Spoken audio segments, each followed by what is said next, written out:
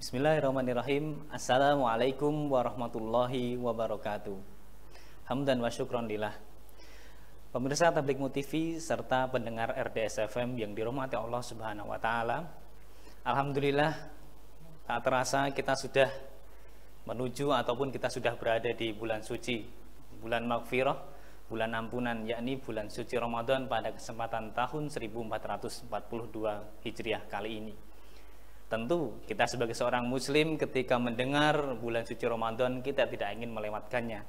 Kita tidak ingin bulan ini berlalu dengan sia-sia.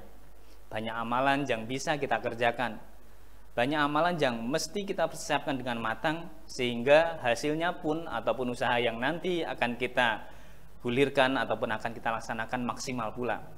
Karena memang sejatinya ini adalah bulan bonus, bulan yang penuh dengan keberkahan di dalamnya, bulan di mana Allah membuka lebar-lebar pengampunannya, sehingga kita sebagai seorang hamba harus mempersiapkan diri dengan sebaik-baiknya dan juga menyambutnya dengan sesungguh-sungguhnya.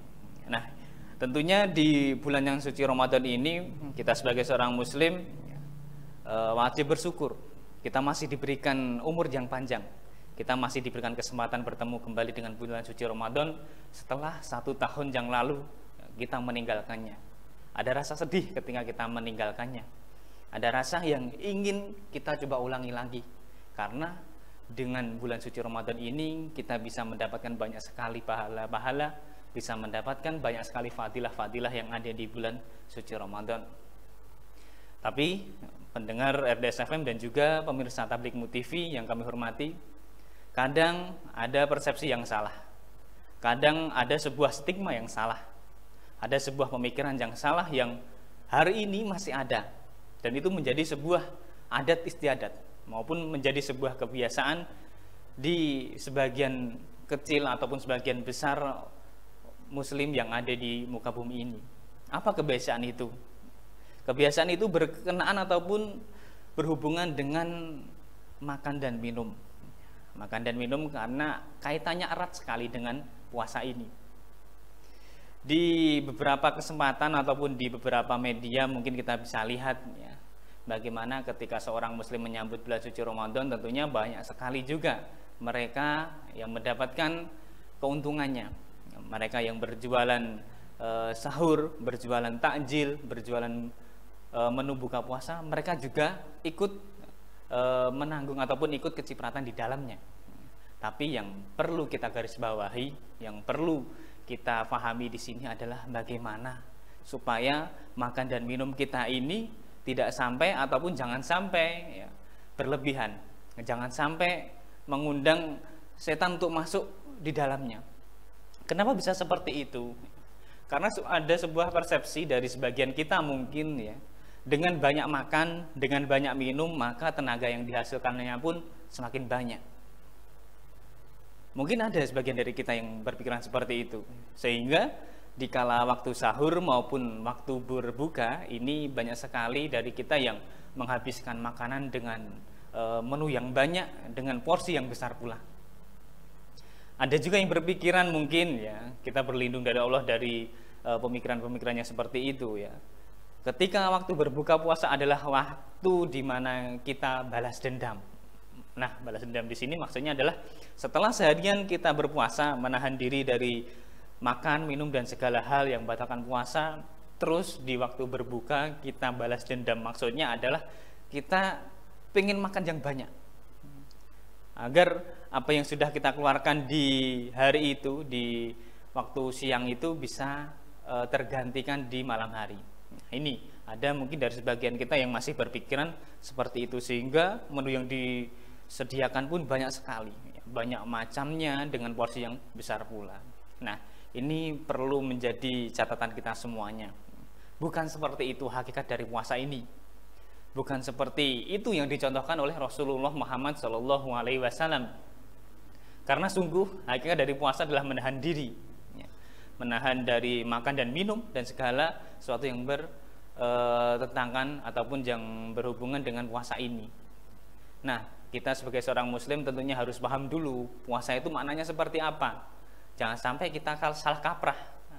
Jangan sampai kita punya pemikiran-pemikiran yang bertentangan ataupun bertolak belakang seperti yang kami sampaikan tadi. Ketika berbuka ataupun kita sahur, kita makan yang banyak dengan harapan energi yang dihasilkannya pun banyak pula. Nah, padahal Allah sendiri sudah berfirman ya, bisa dilihat dalam Quran surat Al-A'raf ayat 31 ya. Ya bani Adamu hudu jinatakum inda kulli masjidin wa kulu wasrobu wala tusrifu innahu la yuhibbul musrifin. Hai bani Adam, pakailah pakaianmu yang baik ketika memasuki masjid, dan makanlah dan minumlah ya, tapi jangan berlebihan, karena sungguh Allah tidak menyukai ya, orang-orang yang berlebih-lebihan. Di sini dapat kita tarik kesimpulan ya, ada yang Allah sukai dan Allah tidak sukai, yaitu ketika kita beribadah menghadap Allah Subhanahu wa taala, pergi ke masjid ya, kita memakai pakaian yang bagus, dalam artian bagus ya, sopan, rapi, tidak harus baru ya. Ketika kita menghadap Allah tentunya kita ingin tampil sempurna ya, karena hakikat dari beribadah adalah bagaimana penghambaan diri kita pada Allah Subhanahu wa taala, sehingga kita pun ingin amalan-amalan kita, doa-doa kita bisa diijabah oleh Allah Subhanahu wa taala. Dan di sini pula ada sebuah kesimpulan yang dapat kita ambil dari ayat tersebut, yaitu Allah itu tidak menyukai orang yang berlebih-lebihan, terutama dalam wakulu wasrobu, dalam hal makan dan minum. Ini kaitannya erat dengan waktu sahur dan buka tadi.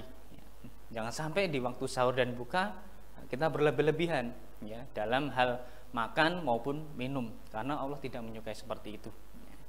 Perlu diketahui memang dampak dari banyaknya makan dan minum di waktu sahur dan berbuka ini banyak sekali. Bisa kita lihat, mungkin badan kita pun juga bisa merasakannya. Ketika makan yang banyak, minum yang banyak di waktu berbuka ya. Selanjutnya kita melaksanakan sholat masjid, sholat maghrib dan dilanjutkan sholat isya.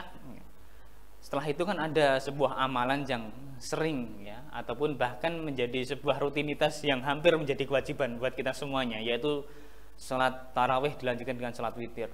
Ya, jangan sampai makanan yang kita makan waktu berbuka tadi memperberat kita ya, untuk melaksanakan sholat tarawih dan witir tadi. Karena memang tidak dipungkiri, ketika makanan yang masuk di perut kita ini semakin banyak, otomatis ya, badan ini terasa lebih berat, lebih lemas ya. Ketika kita mau melaksanakan sebuah ibadah tentunya akan semakin berat. Nah, ini yang perlu digarisbawahi. Begitu juga dengan waktu sahur. Ketika makanan yang masuk dalam diri kita, dalam perut kita ini dengan porsi yang banyak, otomatis nanti di siang harinya ya, itu badan terasa lemas. Padahal dari puasa ini tidak hanya sebatas sahur, setelah itu istirahat full seharian, tidak. Kita harus mengerjakan berbagai amalan-amalan yang lainnya. Amalan-amalan sunnah yang lainnya banyak sekali. Ya, kita bisa mengerjakan ataupun membaca tadarus Al-Quran. Di 10 hari terakhir kita bisa itikaf. Ya. Dan berbagai macam amalan-amalan sunnah yang lainnya yang di situ sudah Allah gambarkan fadilah-fadilahnya. Nah, ini pendengar ya, dan juga pemirsa Tabligh TV serta pendengar RDS FM ya, perlu kita cermati. Kembali lagi pada makna dari puasa itu sendiri. Jangan sampai kita melaksanakan secara zahirnya, secara kelihatan kita melaksanakan, tapi dalam hati kita, dalam batin kita ya, ternyata ada hal yang perlu menjadi koreksi untuk kita semuanya, terlebih dalam hal makanan. Karena memang puasa tidak terlepas dari hal ataupun dari sesuatu yang berhubungan dengan makan dan minum itu tadi. Makanya dari berbagai macam uraian materi yang saya sampaikan tadi bisa kita tarik kesimpulannya. Bagaimana seharusnya kita sebagai seorang muslim ini bisa memanage dengan sebaik-baiknya, bisa memanajemen waktu, bisa memanajemen makanan yang masuk ya, amalan-amalan yang akan kita kerjakan semuanya harus dimanage dengan rapi. Kalau perlu jauh-jauh hari sebelum masuk Ramadan kita sudah membuat schedule di mana Ramadan ini bisa berlangsung dengan hikmat, bisa berlangsung dengan sungguh-sungguh. Sehingga apa yang menjadi keinginan kita, apa yang menjadi obsesi kita di kesempatan ataupun di bulan Ramadan ini bisa terlampaui dengan baik, ya, bisa terrealisasi dengan baik. Dan kita harapannya bisa menjadi hamba-hamba yang la'allakum tattaqun, menjadi orang-orang yang bertakwa seperti halnya hakikat dari orang-orang yang berpuasa.